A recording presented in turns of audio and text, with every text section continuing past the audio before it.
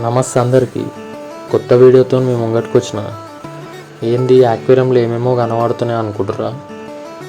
అవి ఏం కాదు, బాదాం ఆకులు అన్నమాట. బాదాం ఆకులు ఎందుకు వేసాను అని అంటే, ఈ బాదాం ఆకులు డ్రై బాదాం ఆకులు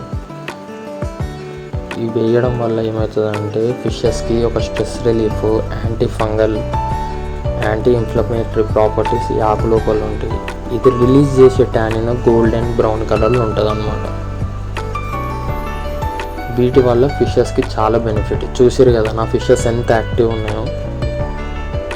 ఈ బాదాం ఆకులు తెచ్చుకొని వెంబడే యాక్వేరియంకి యాడ్ చేయొద్దు. వీటిని మంచిగా వాష్ చేసుకోవాలి.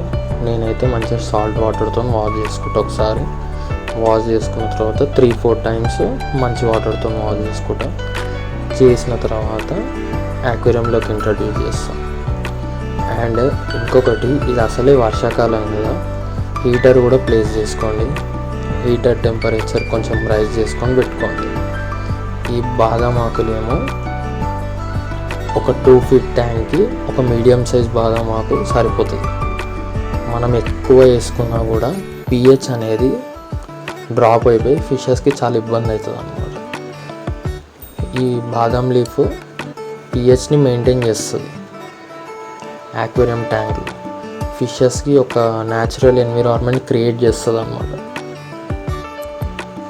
అంటే వాటి హ్యాబిటాట్లో లీవ్స్ అది కొన్ని వుడ్ అండ్ పీసెస్ పడి వాటర్ కలర్ చేంజ్ అవుతుంది కదా, ఇక్కడ కూడా అదే ఇంప్లిమెంట్ అవుతుంది అన్నమాట.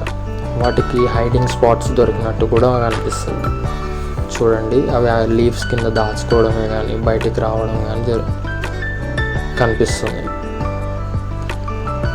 ఫిషెస్ అనేటివి ఇలా చేస్తే చాలా యాక్టివ్ అవుతాయి.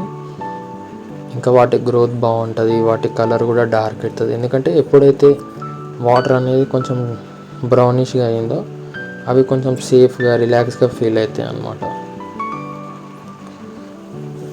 అప్పుడు వాటి కలర్స్ అనేటివి ఎన్హాన్స్ అవుతుంది, మంచిగా క్లియర్గా కనిపిస్తాయి అన్నమాట.